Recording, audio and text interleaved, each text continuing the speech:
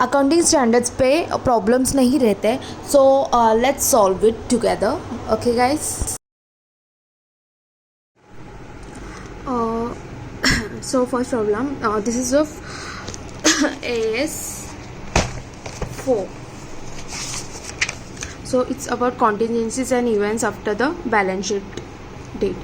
So it does not involve it does not involve life assurance, general insurance, retirement benefit and long term lease. So these are the except this it considers all the contingencies and events, and it's occurring after the balance sheet date. So which events should we record after the balance sheet date? We will learn that.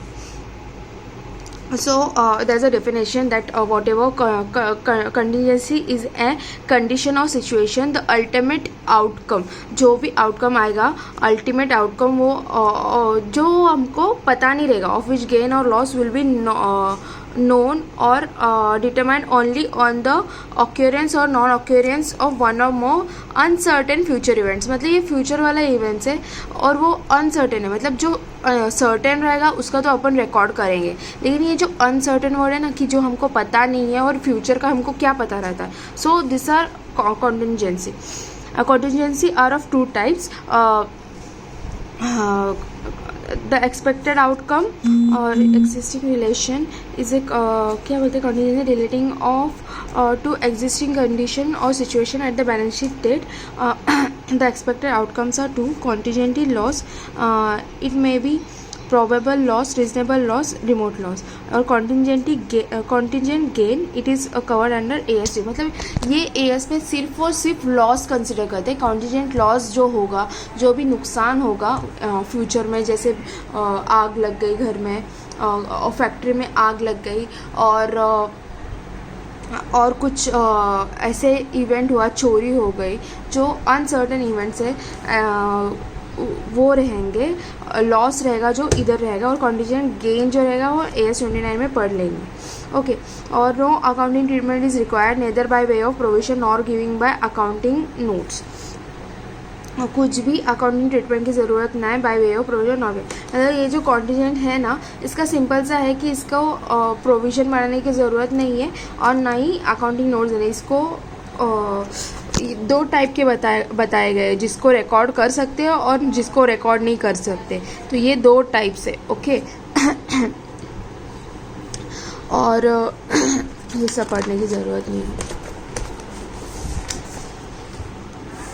Provision of loss only be made if contingency exists on balance sheet date.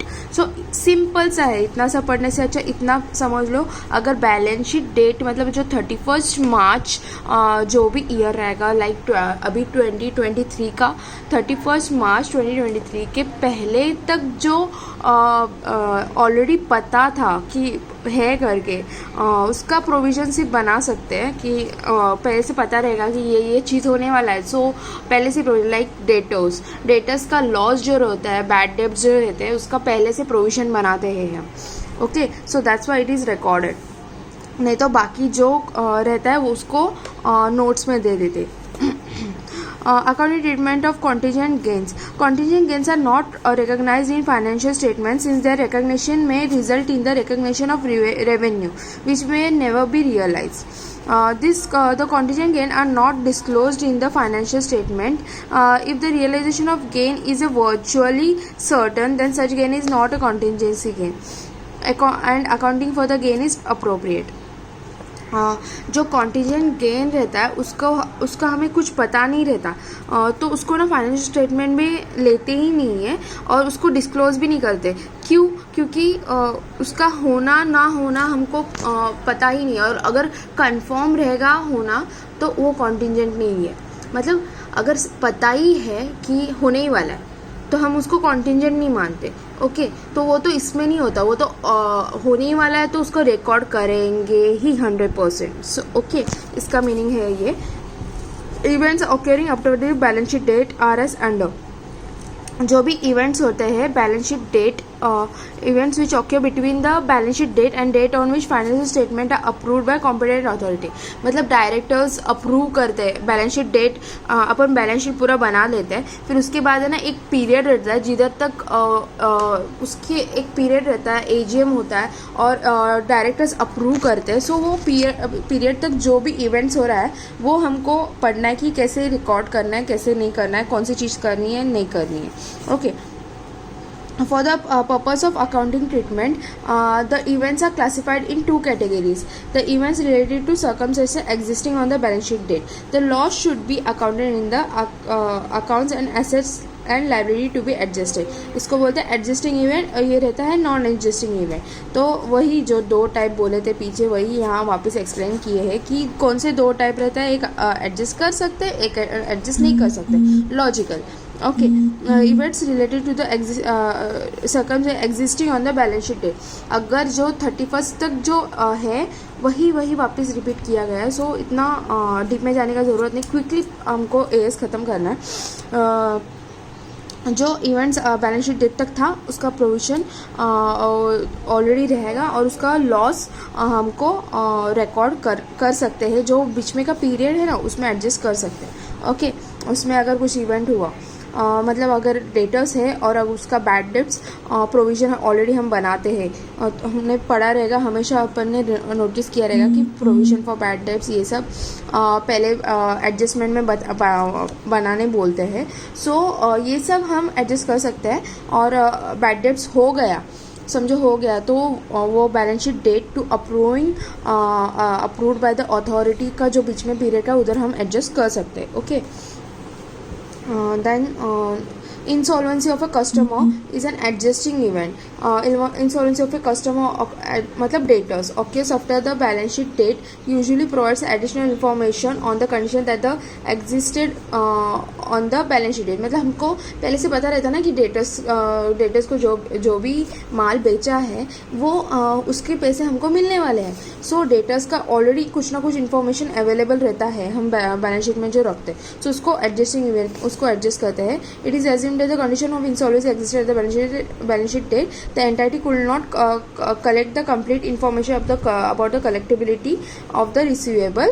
It could not estimate the insolvency of a customer.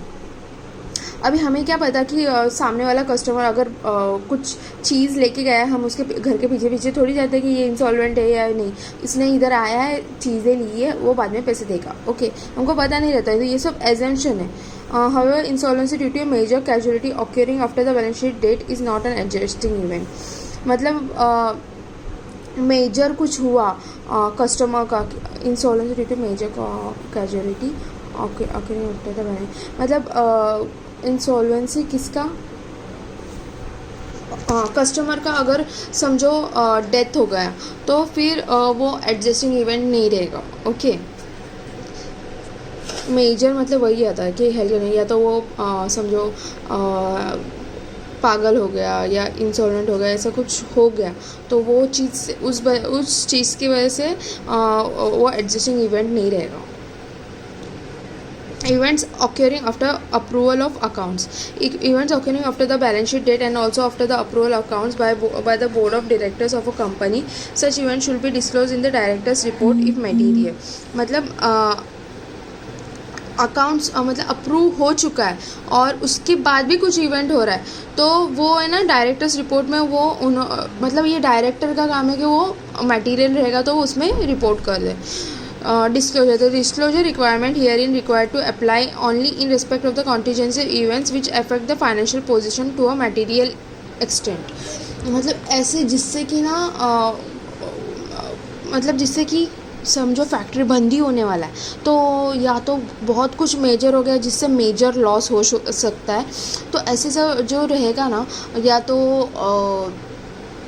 कुछ amalgamation हुआ, वहाँ कुछ नुकसान हो रहा है, कुछ भी हो रहा है कॉन्टिजेंट, तो एमलगमेशन होने वाला था और वो नहीं हुआ तो ऐसे जो भी रहेंगे तो वो इवेंट्स भी डिस्क्लोज करना होता. If contingent loss is not provided for its nature and in estimate of its financial effect are generally disclosed by note unless the possibility of loss is remote. If a reliable estimate of the financial effect cannot be made, the fact is disclosed. मतलब अगर जब तक मतलब पता रहेगा ना possibility high है medium है तो ये दोनों रहेगा तो वो डिस्क्लोज़ करना है, लेकिन पॉसिबिलिटी बिल्कुल ही नहीं है ना तो वो चीज़ को उसको नोट में नहीं डिस्क्लोज़ करना. और जो भी financial effect if reliable estimate of the final cannot be made, मतलब अभी बता ही नहीं सकते कि ऐसे होगा कि नहीं होगा तो वो भी नोट में डिस्क्लोज़ नहीं करना. So let's solve the questions. Explain us how would you treat the following events. Okay, a major fire has damaged the assets in the factory on April 2 days after the.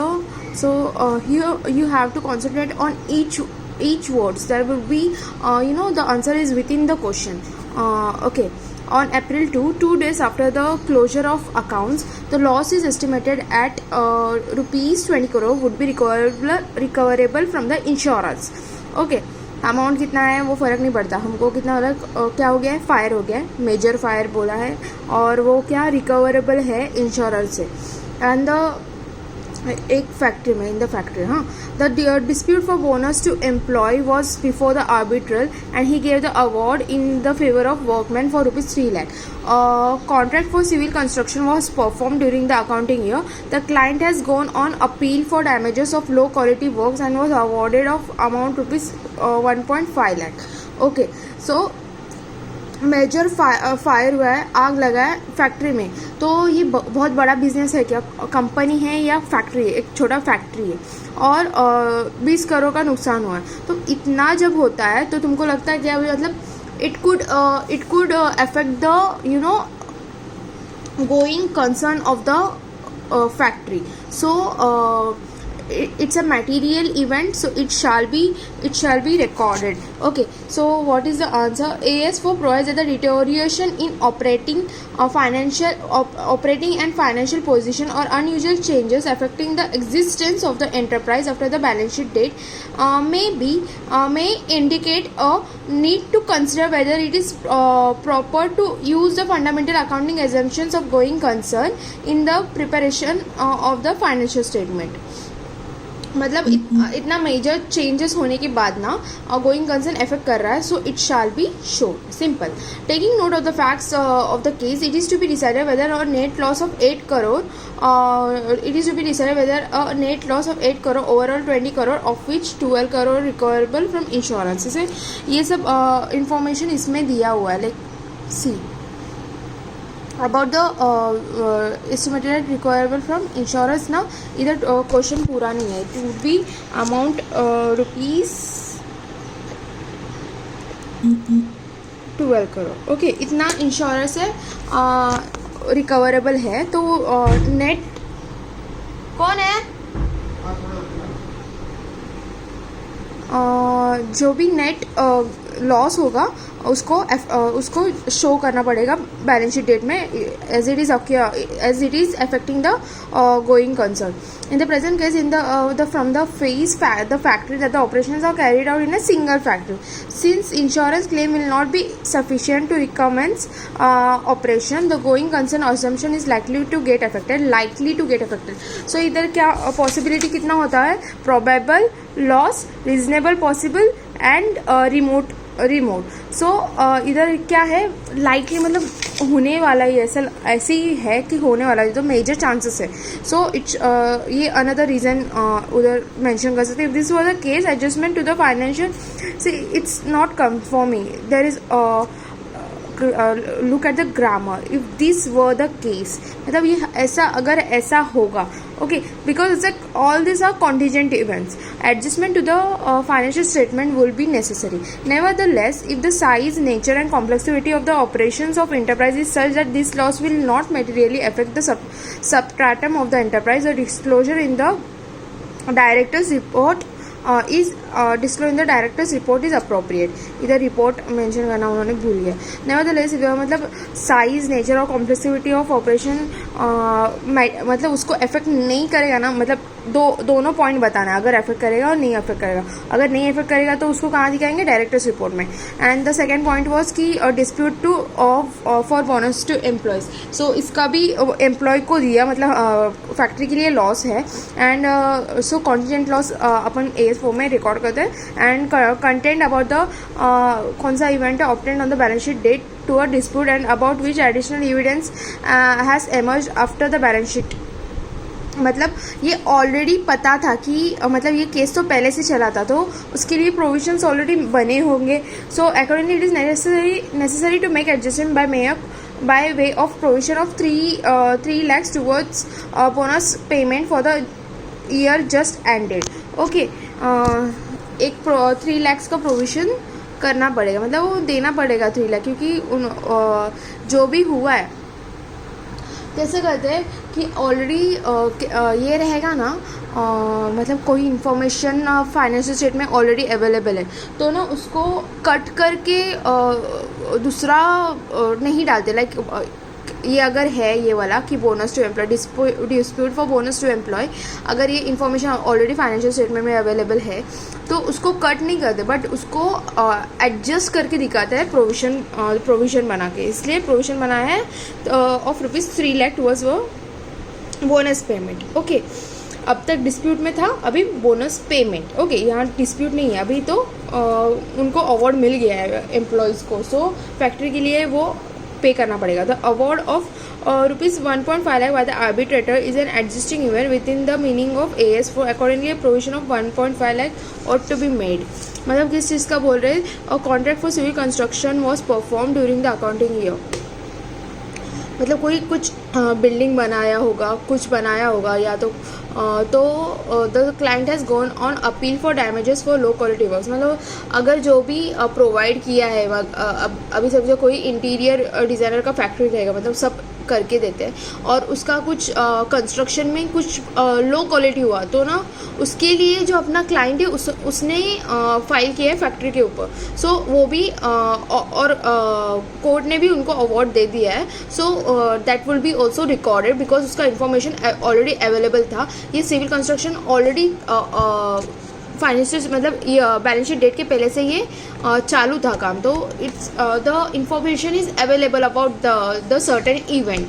So that's why it should be it's an adjusting event. Okay, for the two companies, abhi problem number 2, for the two companies whose financial year ended on 31st December 2012, the financial statement were approved by their respective directors on 25 March 2013.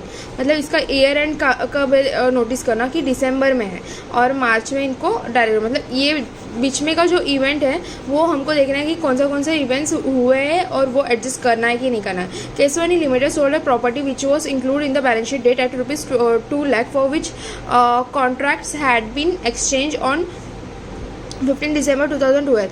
The sale was completed on 10 Feb 2013 at a price of 4 lakh. क्या हुआ है, property cell किया है और ना which was included in the balance sheet, मतलब हो गया ना, इंफॉर्मेशन पहले से अवेलेबल है. For which contracts had been exchange on year, देखो ये डेट के पहले है, बैलेंस शीट डेट के पहले है. The sale was completed on 10 Feb.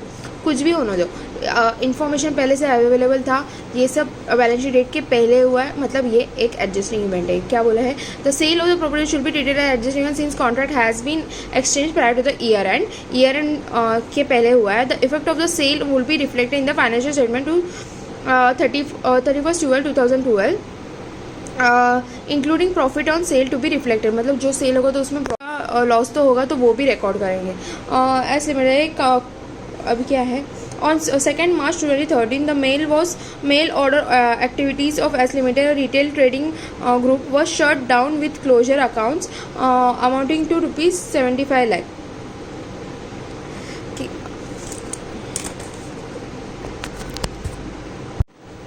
On 2nd March 2013, the mail order activities of S Limited retail trading group was shut down with closure cost amounting to ₹75 lakh. मतलब एक mail order था, mail order of S limited, मतलब इसका है, लेकिन ये ना एक ऑर्डर था एस लिमिटेड के रिटेल ट्रेडिंग वो शट डाउन हुआ है। मतलब क्या हुआ है, बंद हुआ है। मतलब ये एक इसका जो भी रहेगा वो बताना पड़ेगा कि क्योंकि जो भी इंसॉल्वेंसी रहेगा कस्टमर्स का, क्लाइंट्स का, वो भी मेंशन करना पड़ता है। सो वो shut down with the closure account amount to ₹75 है। As a closure not anticipated at the year end will be treated as non-adjusting event. Disclosure would be required since non-disclosure would affect a user's ability to reach a proper understanding of the financial statement. मतलब अगर disclose इधर तक नहीं था, information पहले तक नहीं था, इसलिए एडजस्टिंग इवेंट नहीं है ऐसे बोलते हैं। लेकिन डिस्क्लोजर देना ही पड़ेगा क्योंकि जिससे यूज़र का जो एबिलिटी है अफेक्ट हो रहा है। वो जो भी मतलब फाइनेंशियल स्टेटमेंट रीड करना ना पॉसिबल नहीं होगा अगर पता नहीं रहेगा कि उसका ये अभी तक चल रहा है कि नहीं। हम ऐसे ट्रस्ट करके नहीं चलेंगे कि अरे हाँ ये वाला भी है, वो वाला भी है, इसका भी इवेंट चल रहा है, उसका भी चल रहा है, बट वो बंद हुआ है वो भी बताना मटेरियल होता है। The accounts of ABC Limited for the year ended 31st March 2015 was approved by the Board of Directors of the company on 19th May 2015। देखो ज़्यादा ना ये पूरा सेंटेंस पढ़ने की ज़रूरत नहीं, अभी ना समझ जाने का कि ना अभी ये क्या है, अभी कॉन्टीजेंट का है। So approved by the board of director कितनी है 19 मई 2015 और ईयर एंड कितना है 31 मार्च। यूजुअली 31 मार्च होता है वही है और अप्रूवल मिला है 19 मई को। तो ये बीच में का इवेंट हमको देखना है कि कौन से इवेंट्स हुए हैं और कौन से इवेंट्स रिकॉर्ड एडजस्टिंग है, नॉन एडजस्टिंग है। The director recommended a dividend of 10%. However, the director felt that this need to be disclosed in the account for the year ended 31st March 2026. It does not provide any additional information to the condition prevailing on the balance sheet.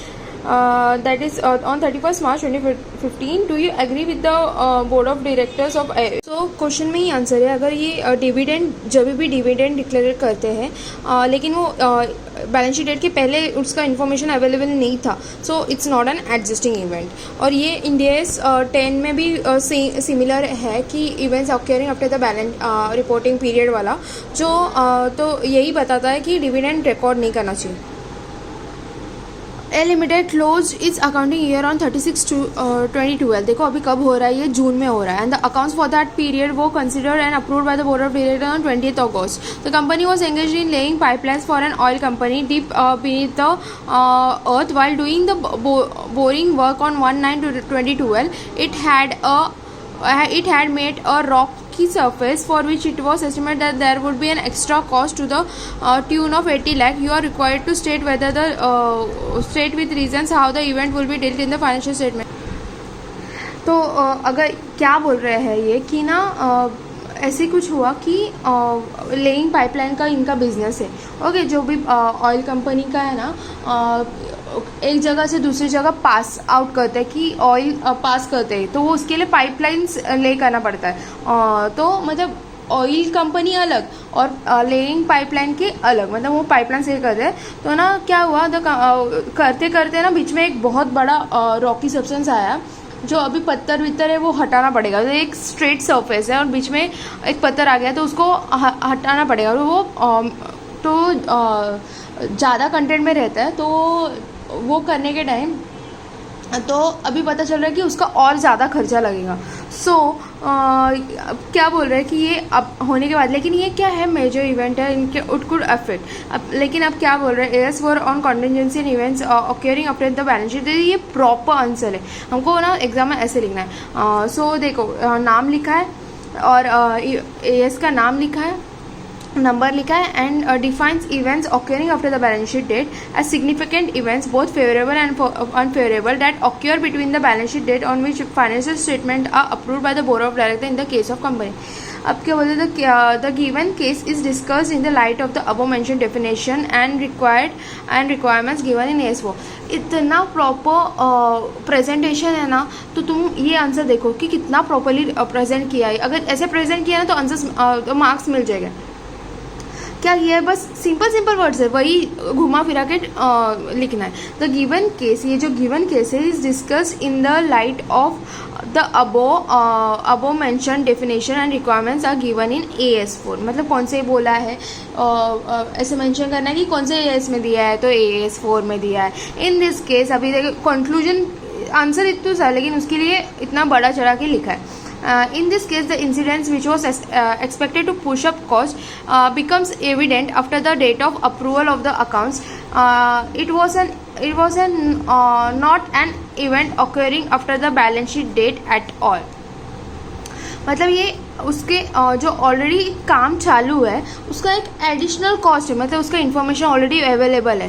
तो ऐसा नहीं है कि direct पत्थर आ गया और बस निकालना है, ऐसा नहीं है. वो जो काम चल रहा है उसके बीच में एडिशनल कॉस्ट है, सो इन्फॉर्मेशन अवेलेबल है, it's an adjusting event. Okay. While preparing its final account of the year ended 31st March 2023, a company made a provision for bad debts at the rate 5% of its total debtors. क्या बोलते हैं, while preparing its final account of the year ended. अभी year and कब है ये सब information छोड़ दो. ईयर एंड कब है, 31st March 2003. फिर क्या बोला है, प्रोविजन फॉर डेब्ट्स. अभी ना सिंपल ये इतना ध्यान रखना कि तुम जब भी अभी तक जब भी फाइनेंशियल स्टेटमेंट बनाते आए तो नीचे एडजस्टमेंट रहता है. सो ये AS तो अभी सीख रहे हैं हम, लेकिन उसका ना इफेक्ट हम पहले से देते आ रहे हैं, जो लेकिन हमको पता नहीं था. सो उधर ही समझो कि it's an adjusting event. In the last week of February 2003, a debtor of 2 lakh had suffered heavy loss due to an earthquake. The loss was not covered by an insurance policy. In April 2003, the debtors became a bankrupt. Can the company provided for the full loss arising out of insolvency of the debtor in the final accounts of for the year ended 31st March? अभी देखो इधर question क्या है, ठीक है तुमको पता है कि ना डेटर्स एडजस्टिंग इवेंट है, लेकिन वो घुमा फिरा के पूछ रहे कि ये इवेंट हुआ तो ये वाला भी एडजस्ट करना है, ये हुआ है तो ये भी करना है. तो क्या लिखा देखो, एज पर AS4 कॉन्टीजेंसी, ये तो डेफिनेशन दे दिया, कॉन्टीजेंट इवेंट नाम ले दिया, नंबर नाम. Assets and liabilities should be adjusted for the events occurring after the balance sheet date that provide additional evidence to assist the estimation of amounts relating to the condition existing at the balance sheet date. मतलब इसका वही adjust करना है जिसका information already available है. Sorted. Okay. So full provision for void debt amounting to rupees 2 lakh should be made cover the loss arising due to the insolvency in the final account for the year ended 31st March. It is because the earthquake took place before the balance sheet date. Had the earthquake take place after 31st March 2003, then mere disclosure required would have been sufficient. मतलब दोनों बता दिया उन्होंने कि इधर तक क्या है, आंसर तो इधर तक ही है कि ना ये इवेंट कब हुआ है. अर्थक्वेक भी है ना बैलेंस शीट डेट के पहले हुआ है, तो देखो किधर हुआ है बैलेंस शीट डेट के पहले. Feb 2000 due to earthquake. ये क्या है, Feb 2003, और ये बैलेंस शीट डेट क्या है 31st मार्च. मतलब ये सब क्या हुआ है, बैलेंस शीट डेट के पहले हुआ है, मतलब उसको एडजस्ट करना होगा. ओके. लेकिन अगर मतलब दूसरा क्वेश्चन आया, ये नहीं आया, तो वो भी बता दिया कि ये डाउट है कि अगर बैलेंस शीट डेट के बाद हुआ तो क्या होगा, उसको बस डिस्क्लोजर दे सकते हैं अपन. ओके. उसको एडजस्ट करना का ज़रूरत नहीं है. So next, VV Limited had announced a voluntary retirement plan for its employee on January 1, 2000. The scheme is scheduled to close on June 30, 2000. तो रिटायरमेंट कब दिया है, जनवरी 1. अभी हमको देखना है कि ना ईयर एंड कब है, देखते पड़ते हैं. तो scheme is scheduled to close on June 30, 2000. The scheme envisaged an initial lump sum payment of maximum 2 lakh and monthly payment over the balance period of service of employees coming under the plan. 200 employees opted for the scheme as on March 31, 2000.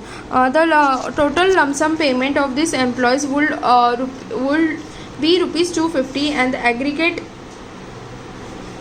of this employees will be rupees 250 lakhs and the aggregate मतलब ये amount calculate करने का ज़रूरत नहीं, इधर बता दिया. The aggregate of future payments to them would be amount of 1500 lakh. However, no payment had been made to the employees under the scheme up to 31st March 2000.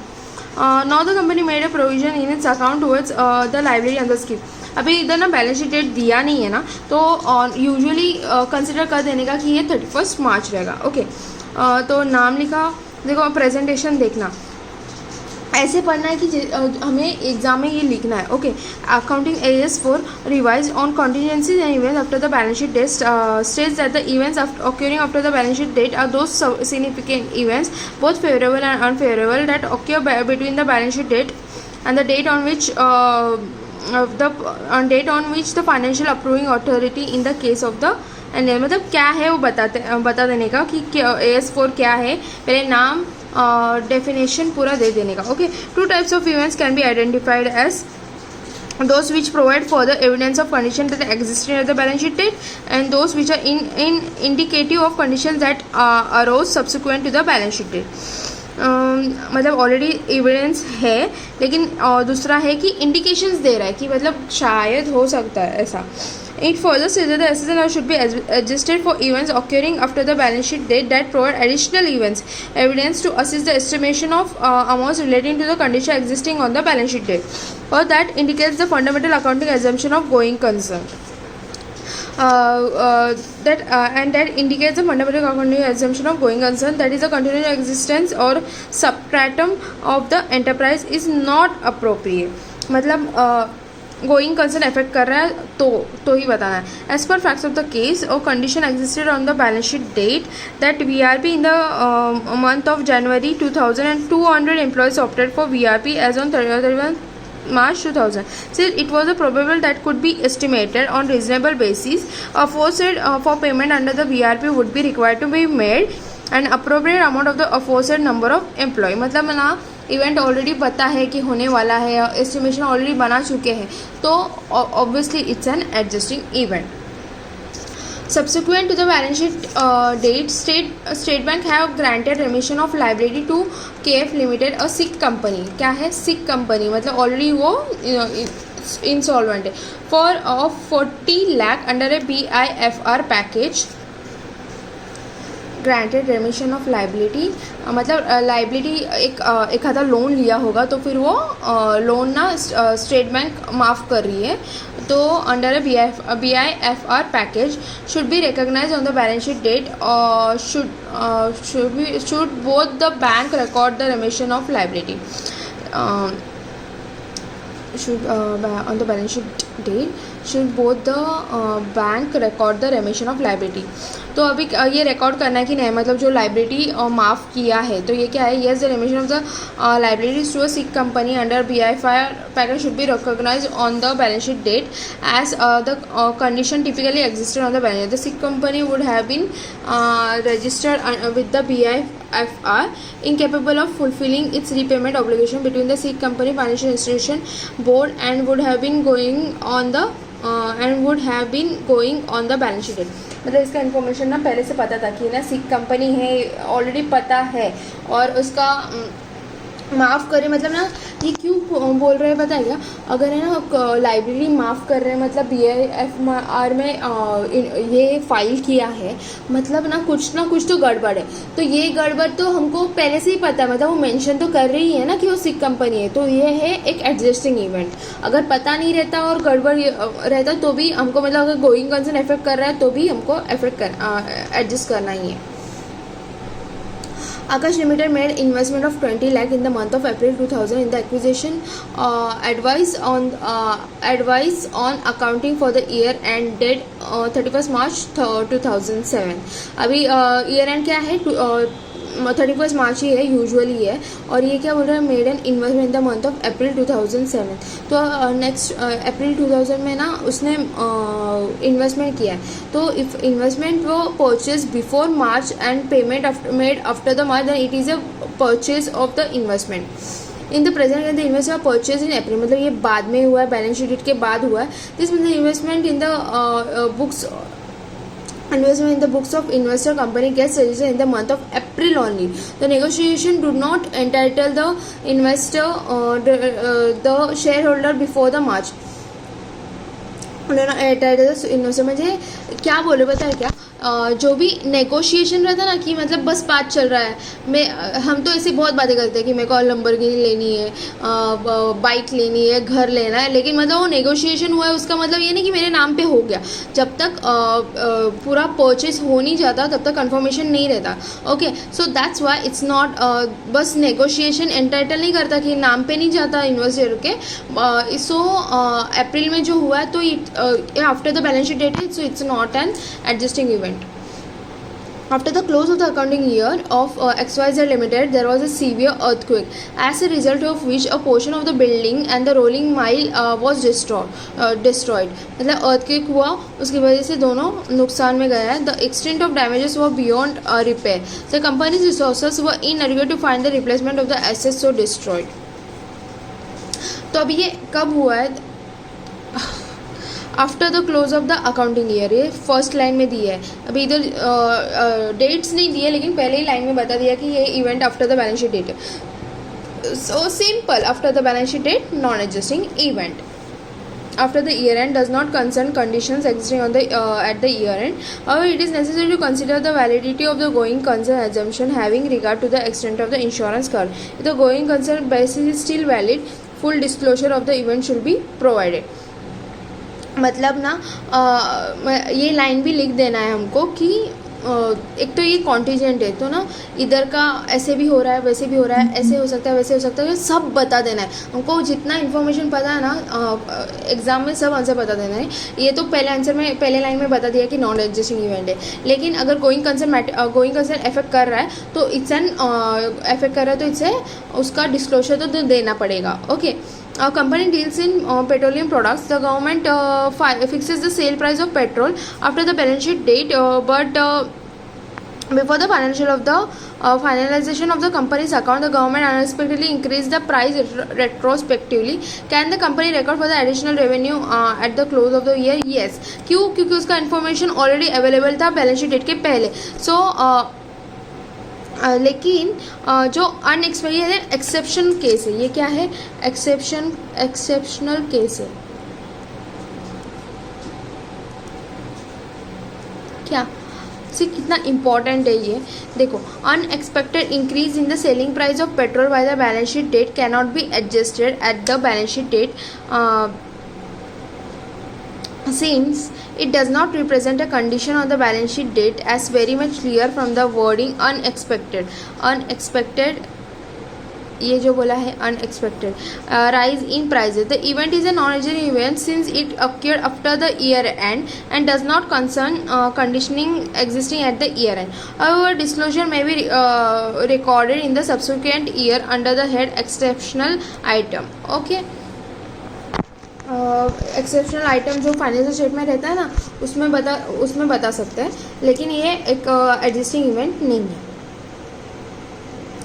Nil limited has its corporate offices in Mumbai and sell its product to stockist all over India. क्या है? इसका corporate office Mumbai में है और ना